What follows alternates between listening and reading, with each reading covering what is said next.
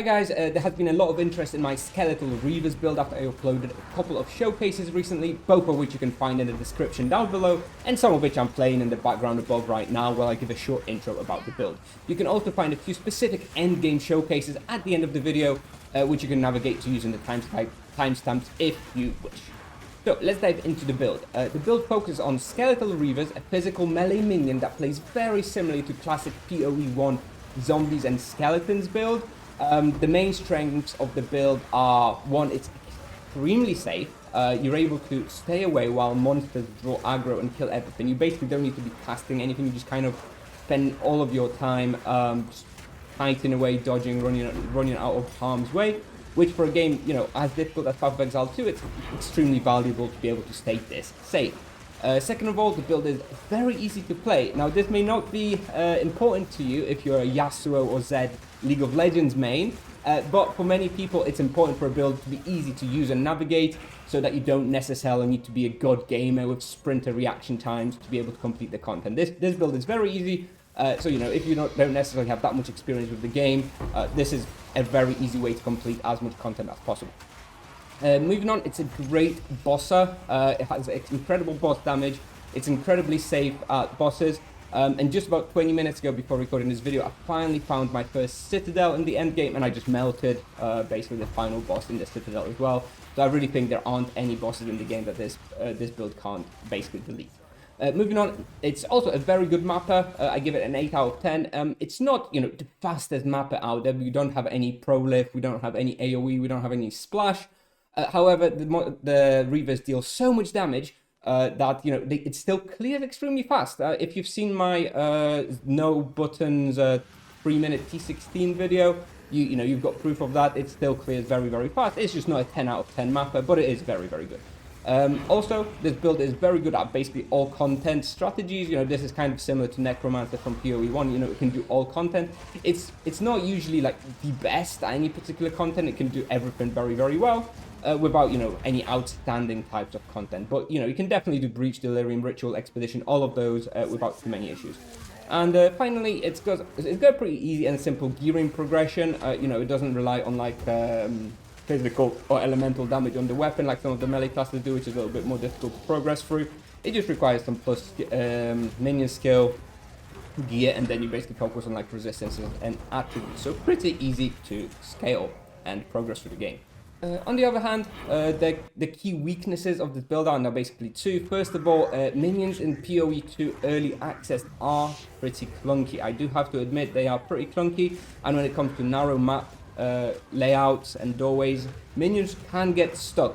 This is especially annoying in the towers layout. So if you're doing the towers, I personally just run a T1 towers every time, just run through, just get the vision. Don't bother with really completing the towers because it is super, super annoying. For other layouts, there's a couple of other narrow maps which are a bit annoying.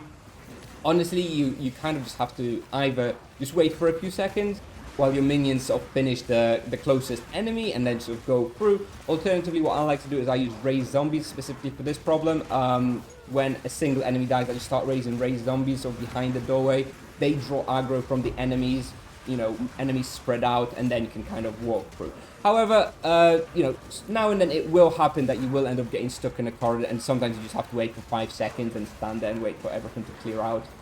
It's a little bit annoying, not the end of the world. I do hope that GGG do address it in some way, maybe give minions passive phasing, something like that, I don't know. It is a little bit annoying at the moment. That's probably one of the main weaknesses of the build. Second of all, the build is relatively squishy once enemies do get on you. We don't have like insane armor or evasion rate or anything like that. Our main defense is our offense. Things generally never get to us because we have so much damage, things just blow up.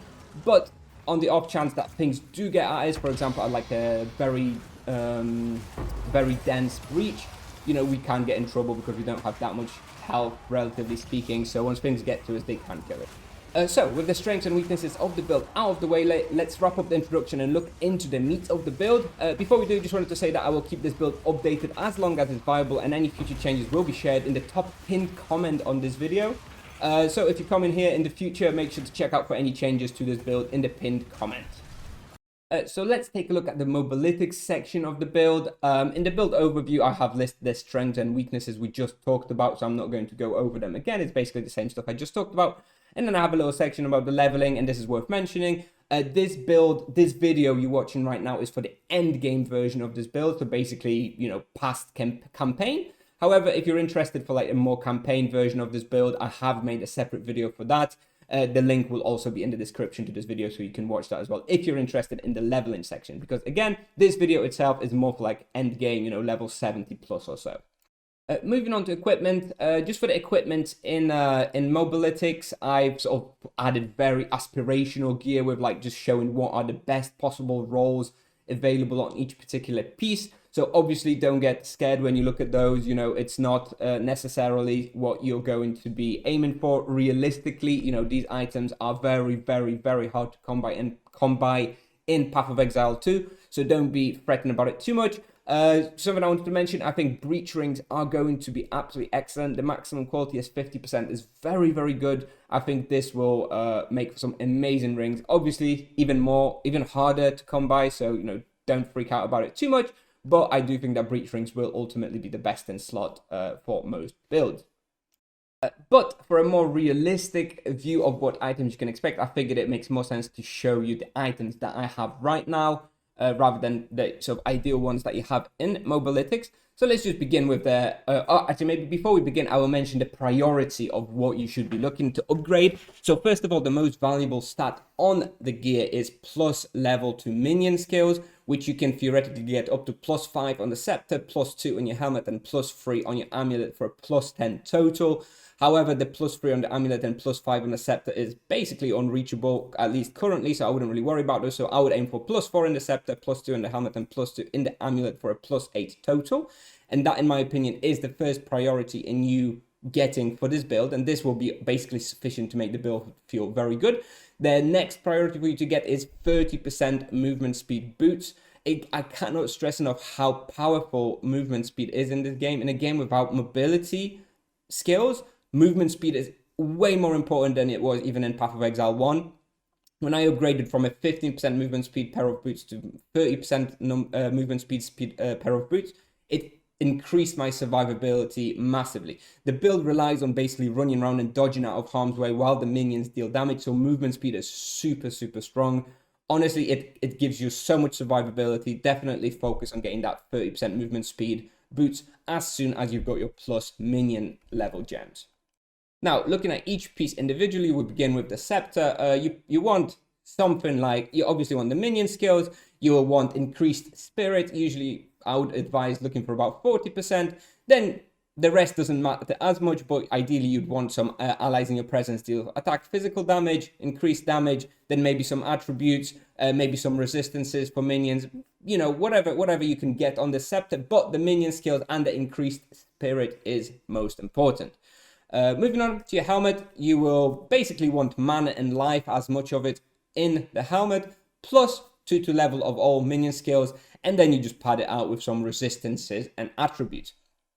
Moving on to the Amulet, similar story to the helmet. You want your mana, you want your life, but you also want spirit. Spirit can roll passively on the Amulet, so again, you'd really want that. Ideally, you'd have it on the Solar Amulet base, which also has the implicit with spirit. However, again, very, very hard to come by, very expensive. If you can pick up some increased mana regeneration on the suffix on the Amulet, also very strong, and obviously the minion skills as well. Now, in the chest, again, most of these items just focus on get as much mana as possible, get as much life as possible, get resistances, attributes. In the body armor piece, you do want as much spirit as possible, because again, it's another item that can roll spirit as a prefix, and also this expert shaman mantle can roll spirit as an implicit. So I have a body armor here, a rare one with 85 spirit, which is excellent. And again, couple of resistances, some life, couple of dead mods. Obviously, it's really, really hard to get perfect items in Path of Exile 2 for now. Looking at the rings, same story, plus mana, plus life if you can get it, some attributes, some resistances, nothing special. Same here on this breach ring, some attributes, some resistances, mana, couple of dead mods, nothing really too complicated.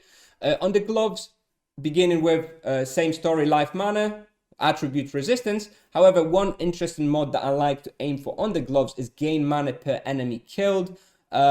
I am 99% sure that triggers when enemies die, even due to minions, and this can roll pretty high, even like 30 or 40.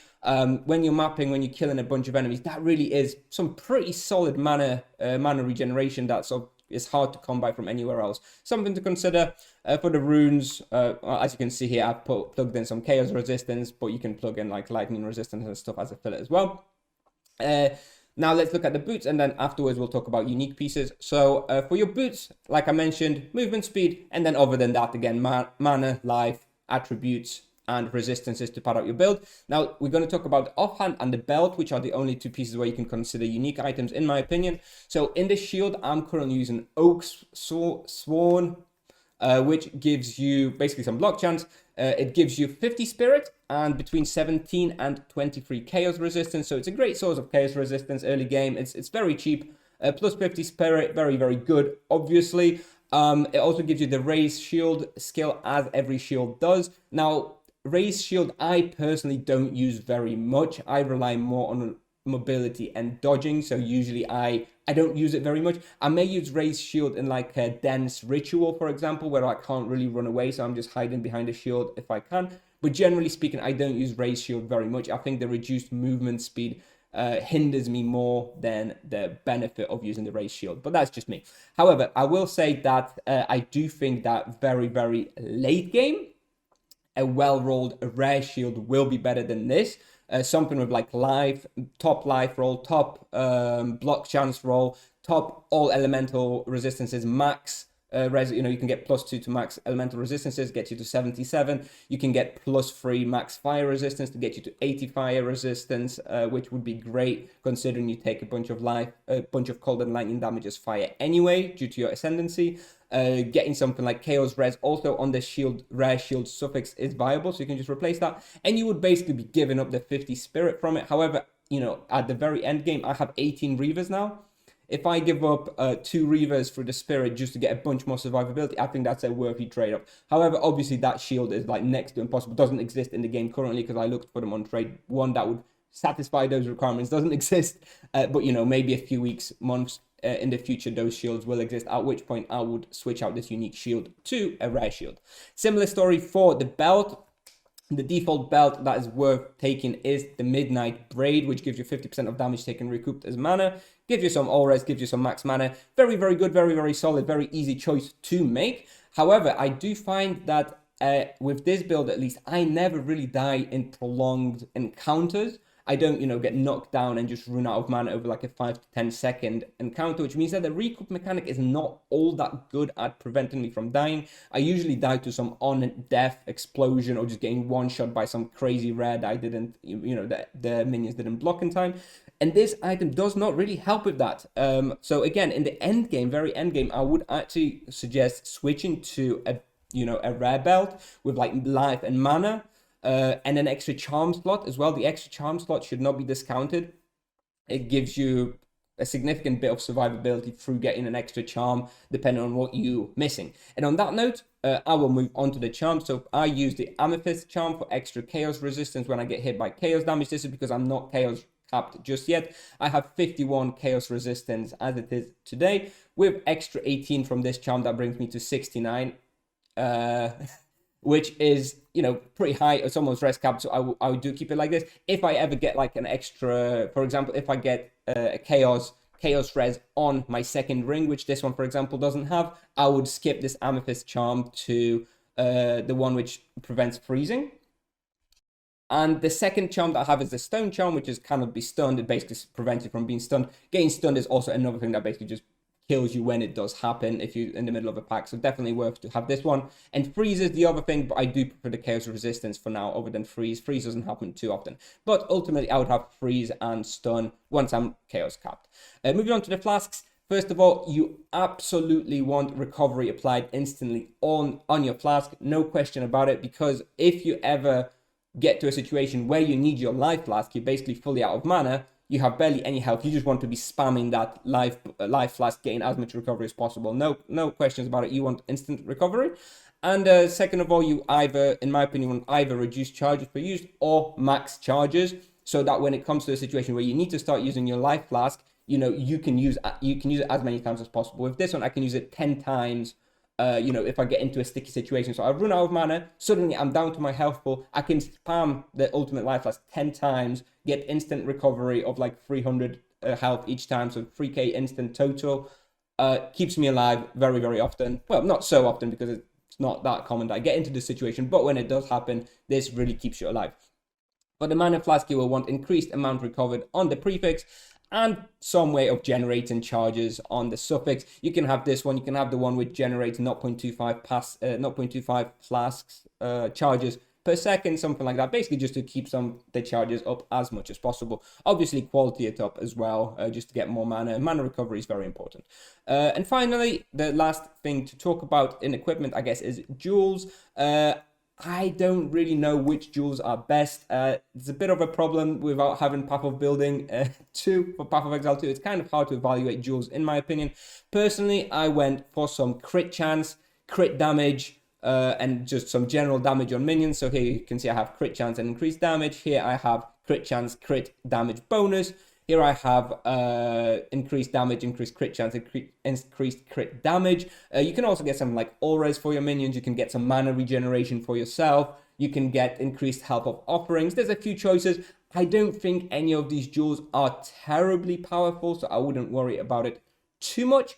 There's probably some better choices. It's not really all that important. However, I will mention there are a couple of other very late game options that that aren't yet possible. First of all, there are Grand Spectrums, which give you plus 2% spirit per Grand Spectrum socketed, slotted, whatever the phrasing is. And if you get 6 or 7 of those, you get like 60-70% more spirit. Now, obviously, that is going to be supremely expensive when they start dropping. I don't think if there's any on trade yet, but that's something to consider for like uber late game to get a bunch of spirit. Definitely more useful than a bunch of these random sapphire jewels. The other alternative is there's this unique jewel. I don't remember what it's called. I'm gonna paste a screenshot of it up above in a second, but it also gives you like extra spirit per like notable in the radius, so that's something something to consider. Again, super late game. Currently there's one on trade for like 1500 exalts, obviously crazy expensive, but something to consider. You just wanted to get it out of there are some alternatives for some better jewels. Anyway, that pretty much wraps up all of the equipment section. Now let's take a look at the skill gems. So first of all, we've got Skeletal Reaver. Nothing too much to discuss here. We've got Brutality, we've got Feeding Frenzy. This is because you don't really need more, you don't care about them taking more damage because they don't really die with clerics anyway. I have Heft, which I socketed just earlier today, actually, after some advice from Reddit. I wasn't sure how this worked, but according to the in-game tooltip, this was like 10% extra damage over Heavy Swing, so I took out Heavy Swing and put in Heft. Seems to be a better choice. Then I have Martial Tempo for some attack speed and Minion Mastery for minion skills. Nothing really much to talk about here. For Skeletal Clerics, we have Ingenuity, which means they can revive more often. We have Arcane Tempo for more cast speed, which means they can heal more often. And I also have Last Gasp, so that when they do die, they're a bit more squishy. They stick around for extra 4 seconds, do a bit more healing, do a bit more reviving. Summon Infernal Hellhound is basically your tank and a bit of debuffer. So we've got Meat Shield, we've got Maim, which slows the enemies and makes them less evasive, which can be quite good on evasive rares and bosses. We have Cullen Strike, which kills off enemies on 10% health or 8%, I think it is in PoE 2. And also sort of extra elemental resistances. I'm not sure if this one is actually needed. I think it might be res capped anyway, so you may switch out Elemental Army probably for something else. Depends how much elemental resistances your minions have. Then we use Pain Offering. I've got it with Magnified Effect for more area of effect, more persistence for more skill duration. I have Font of Rage, which gives more rage to your minions, giving them more attack damage. And finally, I have Ablation, which increases the effect of the offering even further, but you have to sacrifice a bit of life when you use it. Not really a big deal, as we are mind over matter anyway. Then we have Vulnerability Curse to remove armor. So I have Hexbloom as the main one. This one is really good for mapping, so you don't need to cast it as often. I use Ritualistic Curse, which means it has a high area of effect. It's easier to land However, it erupts a little bit later. Not a major issue for me. I have it on life tap as well, so I don't need to sacrifice mana to use it. So I can just cast it, and then I have a way of using the life flask on something together with Pain Offering, with the ablation support. Basically, you know, those two give me a bit of a reason to use the life flask during mapping. It means I'm not using up my main resource pool, which is mana. And then that's basically it. As a 4-link, it's fine. Then I've also, as you know, just for fun, as a 6-link, I've added Heightened Curse, which gives you increased effect, and Spell Cascade, which basically just makes it a little bit more likely to hit as well. But those two are really not necessary. I wouldn't really worry about it. I would just make it a 4-link and just not really worry about it, unless you have loads of currency and you can make it a 6-link. Last of all, well, almost last of all, we have Raise Zombie. This is an ability I use exclusively to help me in situations where the minions get trapped in like narrow doorways. Don't use it otherwise, but when, you know, your minions, like in like Lost Towers, for example, you sometimes get in a situation where you have like one Skeletal Reaver against one enemy just blocking a corridor, and then loads of enemies on the other end, loads of your minions on the other end. What happens is, once the Skeletal Reaver kills one of the enemies, you just start raising zombies, and they start appearing there, dealing a lot of damage, and suddenly it really sort of opens up the corridor, and you can just keep spamming raise zombies to really break up that pack.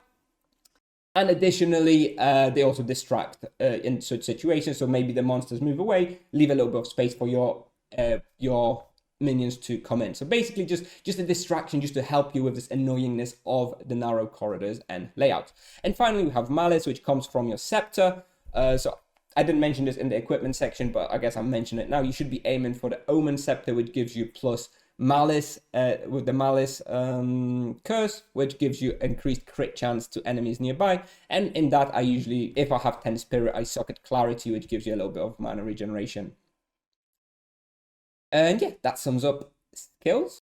Now let's look at the tree. So first of all, with the Ascendancy, I start off with Loyal Hellhound, then I get Altered Flesh, then the Maximum Spirit one. Next, I'm planning to get the Mana one. I still haven't bothered with my 4th Ascendancy because I'm not sure if it's bugged or not. I tried to do Trial Master, it was bugged. I was a bit put off, so I haven't tried since, but I will do it soon, and I would get the... Sorry, not that one. I would get the... No, yeah, that one. Maximum Mana per 6 maximum life. Baydat's Gaze. For the tree, I sort of begin going up north here, getting Raw Destruction, Power of the Dead. Then I go to the right, getting Living Death. I don't pick up this Mana Blessing until much later on in the game, once I've switched to Mind Over Matter. Then I go up to the right, I get Gravedigger first to get Minion Revive. However, I do unspec from this one in the late game because your minions don't really die anymore, so you don't need it. But once you're leveling, sort of in the early end game, you will want to have Gravedigger. Then I pick up Necrotized Flesh and Relentless Fallen. Worth mentioning here, Arcane Blossom is obtained through your Anoint in the end game. Once you've got Mind Over Matter, you should anoint Arcane Blossom. It saves you basically 5 passive points, which I think is pretty good value. Anyway, once I get those passives, I then path here to Deadly Swarm in the bottom left, and I think this is probably the most contested area of the skill tree. We've got a lot of connecting nodes here for a little bit of extra damage. You could theoretically cut out this section here and maybe connect through here in the top right. That is a valid choice if you're short on points. However, I find that by level 90, there's actually not all that much on the tree I can still pick up, nothing really that valuable. So I do prefer to take this longer path and take up some extra damage. But if you don't like that, you can totally skip these attributes, this little bit section here, and connect through here in the top right. Anyway, once I do that, I then go for Crystalline Flesh, Restless Dead, and Growing Swarm. Then I sort of path to the right. I get Vile Mending. Maybe get Vile Mending. Then we go up here, try to get Lord of Horrors to get some reduced reservation. Then path to the right, Dead Can Dance, Necrotic Touch. At this point, you'll probably start thinking about your Mind of Matter, so you'll probably want to go here to the right, pick up Eldritch Battery. Obviously, you'll pick up Mind of Matter first, then go pick up Eldritch Battery, Etherflow, Raw Mana as well. Then you want to start going for Adverse Growth here as well to get 20% of damage taken recouped as mana. Something to mention here in the top right, we have Ingenuity, which is a plus intelligence one. If you're really low on stats, you can pick up 33 int for 2 points. If you're really struggling on attributes, that is an option. Also here on the left, towards the end of the build, we pick up Silent Guardian, Holy Protector, Bringer of Order, and go for some block chance here in the Wide Barrier. This helps us a lot with passive block chance. And that pretty much sums it up. Like I mentioned, pick up the Mana Blessing once you've got Mind Over Matter. And yeah, that's basically the tree. Also, just wanted to mention Entropic Incarnation. This is pretty much the last node I picked up at level 90. We do not benefit from this 8% of physical damage as chaos damage due to brutality support on the Reavers. However, I just treat it as a 13% chaos res for minions for a single point, which is pretty good because chaos res is pretty tough to get by for the minions. So if you don't need the chaos res, you can just ignore this point, as indeed the extra damage does not work with brutality. For the Atlas, I started off by going to the right and picking up quantity of waystones and quantity of items and rarity. After that, I went for a bit of essences. The build is very, very strong at essences, so I picked up Resonant Lattice. Afterwards, I picked up more. I noticed that waystones weren't dropping that often, so I picked up waystones here, waystone chance, and then I went to the bottom here to pick up rarity of waystones. Waystones found chance have a higher chance to be a tier higher. And I picked up more quantity of waystones, and then rare and unique monsters in your maps have 1-2 additional modifiers, which helps us with the loot. And again, we are very good at killing rare, so that's also strong. And to go with that, I also went here to increase rare monsters in your maps, as well as 1 rare monster in your maps is duplicated. So basically, we're doing rare monsters plus essences plus waystone drops. That's basically my focus for the basic Atlas tree. I haven't looked into it. I haven't unlocked any of the other content atlases, so I haven't really looked into those. I don't really have any recommendations at this point, but I'm sure you can figure something out that will work for you. Next, I just wanted to talk a little bit about how the build does in different types of endgame mechanics, as I know it's very important to a lot of people. So first of all, I believe this build is best at Expedition. For Expedition, I rate this build at about 9 out of 10. It's very, very strong and safe, and the only mod which bricks it is physical immunity, so avoid that one. And otherwise, you just basically stay back and your minions kill the Expedition as fast as the monsters are spawning. Very, very good. Next of all, we have Ritual. For Ritual, I give this build about a 6 out of 10, which is probably the worst out of all 4. This is because the constrained area of the Ritual can get a bit dicey for us, as we can't get away from enemies easily, we can't dodge out, we can't run out. Which is, a big strength of the build, being able not to have to fight in close quarters to enemies. This means that sometimes the rituals can get a little bit overwhelming. If something spawns right on top of us, we can die, but, it's fine. It's still a 6 out of 10, nothing really to worry about, but I just don't really love it. Moving on, we have Breach. For Breach, I rate this build as 7 out of 10. We can clear breaches pretty effectively. I'm going to probably be playing a T16 Breach showcase above right now so that you can see how it's going. However, Breach is also the most common mechanic where I die on this character. This happens when we get overwhelmed from all sides in like a big open breach area, and minions can't quite quickly enough get everything killed around you. However, if you're in like a tight corridor, ironically, tight and narrow maps are better for Breach for this build because minions can't get at you, enemies can't get at you from all sides. However, if you have a really open breach, yeah, there is a chance that you will die. So I actually personally leave breaches also for after the map is complete. So just a little something to consider. I complete the map, then I go back to the breach. Usually works out a little bit better. And finally, for Delirium, I rate this build about 8 out of 10.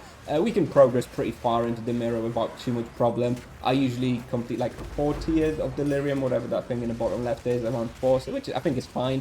But then again, we are not some God mode clear build with prolifs and stuff that can just get 10 out of 10 Delirium, so it's not like amazing, but it is pretty damn good, and I think it's about 8 out of 10 solid for Delirium, in my opinion. Moving on, finally, I just wanted to address the elephant in the room. Will this build get nerfed? A lot of people asking this, and well, the bad news is that yes, I think this build does outperform what GGG would want for it. It's simply too powerful and too well-rounded for how safe and also easy to play it is. So yes, I would expect some sort of nerf for it within the next few weeks. I don't think it's going to be tomorrow or anything like that. I think it'll probably take a few weeks because it's not particularly abusive or anything like that. However, the good news is that this build does not abuse any particular mechanics or interactions, right? It's a very basic build, but simply it's numerically strong. So I do not foresee a scenario where the build becomes unusable from one day to the next, like what happened with the cast on crit builds recently, with people having literally bricked builds with no gold to respect. This build may be nerfed by, lowering some damage or survivability, but regardless of that, it will still function. So you might need to jump down a couple of tiers in your waystones at worst or something. Absolutely worst case scenario, you still will be able to farm some golden currency to reroll if needed. However, I think realistically it will still be fine even if it's nerfed because just of how powerful it is. I don't think it's going to be a bad build even when it gets nerfed. And this pretty much sums up everything I wanted to talk about in this video. If you haven't already, please consider subscribing to the channel. It helps me out a ton, especially as a new Path of Exile content creator. So I would be very, very grateful if you could do that. And anyway, I am also planning to be making many updates to this guide and making some other builds. So if you subscribe, you will see those videos when they are published. Anyway, thank you very much for watching. If you have any questions, do not hesitate to ask either in the comments down below or by reaching out to me in Discord or even in game. My name is just Kuznia with a single R in game. Feel free to message me. I'll be happy to help you out with any issues you may have with the build or otherwise. Anyway, I will play a few more showcases now to highlight some of the strengths of the build, so you can stick around and watch those if you like. And yeah, thanks very much for watching, and I'll see you in the next guide. Bye bye.